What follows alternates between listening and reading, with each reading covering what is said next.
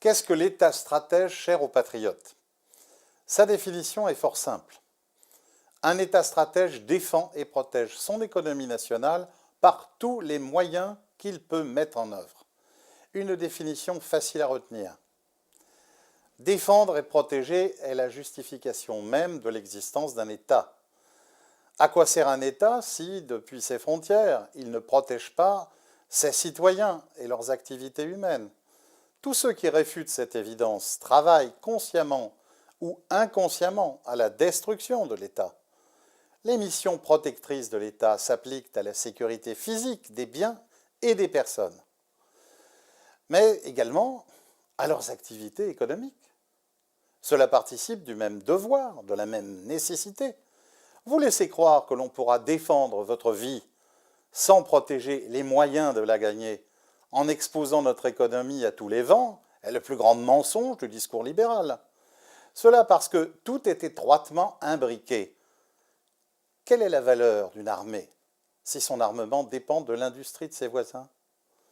Quel est le poids d'une industrie de l'armement qui ne s'appuierait pas sur une industrie lourde, indépendante, avec l'accès garanti aux matières premières?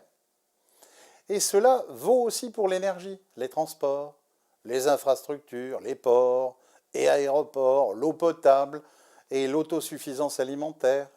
Les contours de l'État imposent donc une chaîne de maillons interdépendants et dont chaque maillon ne doit dépendre ni d'une puissance étrangère, ni d'une propriété étrangère, mais toujours rester sous le contrôle de la puissance publique, c'est-à-dire de la souveraineté démocratique du peuple. Tel est le socle de la philosophie de l'État stratège, la préservation de chaque maillon de la chaîne, sans laquelle la sauvegarde du pays serait impossible en cas d'agression. J'affirme que tous les voyous qui ont vendu ou qui cherchent à vendre au plus offrant nos transports, nos aéroports, nos gares, notre réseau électrique ou nos turbines nucléaires ont été, sont et seront coupables de haute trahison envers leur pays. Qu'il s'agisse de l'affaire Alstom ou celle d'Arcelor, celle de Lafarge, des chantiers de l'Atlantique et tant d'autres affaires de liquidation à la sauvette, viendra le jour où certains dirigeants passés et actuels devront comparaître en haute cour pour haute trahison. Connaissez-vous le nom de notre ministre de l'Industrie? Ne cherchez pas. Il n'y en a pas. Il n'y en a plus. Le dernier s'appelait Christophe Sirugue. Il n'était même pas ministre, mais secrétaire d'État.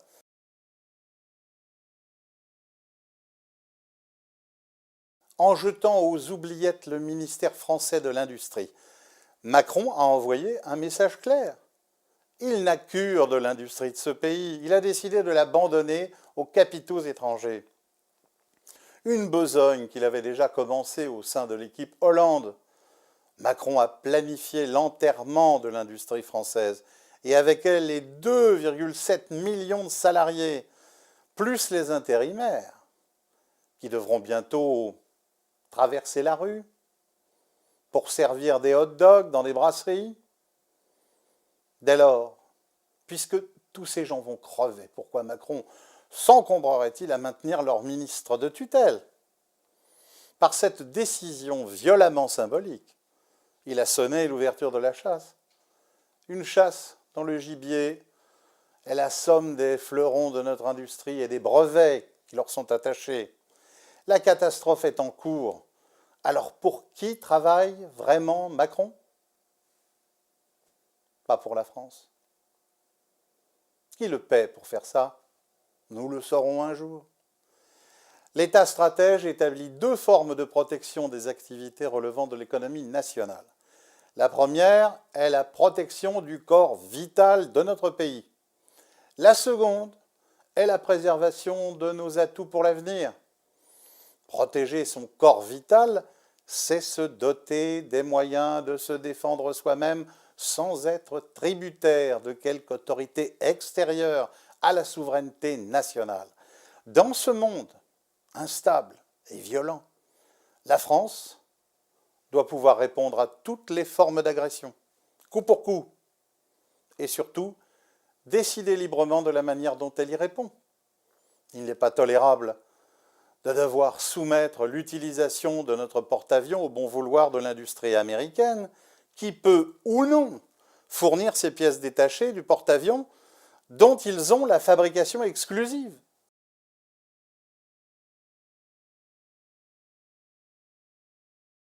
Il n'est pas tolérable que des règles de concurrence qui régentent tout en Europe empêchent l'État de mobiliser sous sa seule autorité nos infrastructures de transport, nos raffineries ou le réseau électrique.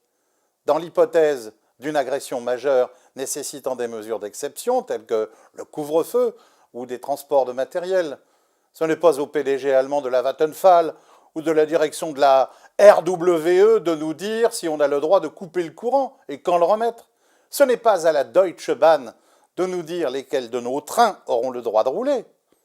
Or, l'addition des abandons de souveraineté, orchestrés par des idéologues libéraux, et la lâcheté de nos technocrates nous a conduit à un niveau de dépendance tel qu'il met tout simplement la patrie en danger. Aujourd'hui, la notion d'intérêts vitaux de la France est tombée en désuétude. Seul un État stratège peut la rétablir, en ne lâchant rien et en reprenant tout ce qui participe de la puissance autonome de la France. Cela jusqu'au dernier boulon qui sera fixé sur nos missiles nucléaires.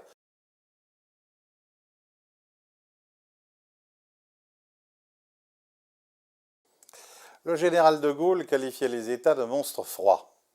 Je reprends sa métaphore en ajoutant que les monstres froids, les plus forts, avalent les plus faibles sans état d'âme. Lorsque nous serons devenus trop faibles, parce que trop dépendants, nul sur cette planète ne viendra au secours de la France. La seconde forme de protection de nos activités humaines est la préservation de nos atouts pour l'avenir. Là encore, c'est de l'État stratège dont nous avons besoin. Et je ne crains pas de lâcher le mot qui suscite toujours l'hystérie chez les castafiores du libéralisme. Ce mot, c'est protectionnisme. Le protectionnisme n'est ni un gros mot, ni un fléau biblique, ni une déclaration de guerre mondiale. Le protectionnisme est et a toujours été une nécessité ponctuelle, circonstancielle et indispensable au développement d'une ou de plusieurs activités économiques émergentes. Le protectionnisme, c'est juste veiller à la sauvegarde de son propre avenir et à ceux de ses citoyens. Cela nous ramène à une histoire aussi vieille que le monde. Là où je suis faible, je me protège. Formule que les puissances comme les États-Unis complètent par « et là où je suis fort, j'empêche les faibles de se protéger ». C'est ainsi qu'entre 1865 et 1920, les USA ont couvé leur industrie par le protectionnisme, avant d'inonder l'Europe avec leurs produits manufacturés. La Corée du Sud s'inspira de la même méthode dans les années 60 et 70, avant de se convertir aux évangiles du libre-échange et conquérir les marchés occidentaux. A l'inverse, aucune industrie n'a pu pousser sur le continent africain, auquel nous avons imposé, depuis l'ère coloniale, l'ouverture permanente et sans défense de leur économie à toutes les cupidités du commerce international. Combien de temps faudra-t-il encore aux médiocres qui nous gouvernent pour enfin comprendre que ce libre-échange masochiste détruit notre industrie, détruit nos savoir-faire, détruit nos campagnes, notre environnement, et qu'il détruit toute perspective d'avenir pour la France? Alors, qu'est-ce que l'État stratège doit protéger? Primo, toutes nos industries détenant des brevets exclusifs et dont la technologie est convoitée par des appétits étrangers. Ces prédateurs livrent une guerre sans merci à ces industries, étouffant leur marché par le dumping et fragilisant leur capital. Les désavantages concurrentiels combinés aux besoins de trésorerie, voilà la proie facile qui sera agressée, puis absorbée, démantelée, suçottée tel un coquillage pour enrichir une technologie devenue étrangère et qui nous échappera définitivement. Secondo, nos industries émergentes. Dans tous les domaines relevant des nouvelles technologies, du numérique à la robotique, en passant par la biotech ou l'impression 3D, le génie français est à la pointe des innovations. Cependant, dans ce système de libre-échange, On peut déjà parier que les multinationales qui s'enrichiront avec les progrès en germe ne seront pas françaises. Nos misérables start-up se développent rarement au-delà de la phase R&D avant de se faire casser les jambes par la concurrence. Les plus vénards se font acheter, les autres iront crever au cimetière des beaux projets. Si nous voulons que nos entreprises innovantes atteignent une taille suffisante pour se défendre elles-mêmes, la France doit leur réserver un marché exclusif et protéger durant plusieurs années ces industries. Le champ fraîchement ensemencé doit être défendu contre les saccages des corbeaux. Cela m'amène à l'agriculture bio, à l'agroalimentaire du futur. Sur une planète de 8 milliards d'habitants, le pays qui sera capable de fournir de la nourriture saine et non empoisonnée par les multinationales américaines ou autres sera le leader mondial de l'alimentation humaine. Or, la France dispose des atouts pour devenir ce pays. C'est pourquoi l'on voit déjà les corbeaux tourner autour de notre agriculture biologique afin de la maintenir en situation de non-compétitivité, de la noyer dans un océan de contrefaçons et de labels bidons, et pour finir d'empoisonner nos terres avec la bénédiction de Bruxelles. Vous l'avez compris, si nous ne sauvons pas nos industries de pointe, nos industries émergentes et notre agriculture haut de gamme, la France n'aura aucun avenir. Cette sauvegarde n'est possible que sous abri de nos frontières. Des frontières rétablies, l'application de taxes douanières dissuasives, bref, le protectionnisme. Évidemment, les adorateurs libre-échangistes agiteront l'éternel chiffon rouge qui affole les peuples avec ce slogan simpliste « Le protectionnisme, c'est la guerre ». Il n'y a pas de mensonge plus énorme. L'argument repose sur la seule référence à la décennie 1930-1939 où coïncidèrent les tensions politiques et les restrictions douanières sans jamais prouver que ces dernières étaient la cause des premières et non l'inverse. Avec malhonnêteté, ils écartent toutes les longues périodes de paix où le protectionnisme fut bien plus sévère que dans les années 30. Un peu de bon sens. Les risques de guerre dans ce monde sont réels et multiples. Leurs causes objectives sont déjà identifiées. Si un conflit majeur devait survenir, il faudrait d'abord cocher une dizaine de cases motifs de guerre avant d'incriminer les taxes douanières. En fait, ce sont les libre-échangistes qui sont en retard d'une guerre. L'image ringarde du protectionnisme à la papa, d'un pays punissant un autre pays en bloquant les importations de ses produits, puis qui subissait des représailles en retour, prend un peu la poussière dans les cerveaux attardés des libéraux. Le prochain protectionnisme ne vise plus des États, il cible directement, précisément et distinctement ces groupes capitalistes dont la puissance surpasse désormais celle des États. La chose est-elle possible? Au risque de vous surprendre, la chose est possible et relativement facile à mettre en œuvre. Qu'il s'agisse de biens matériels ou immatériels.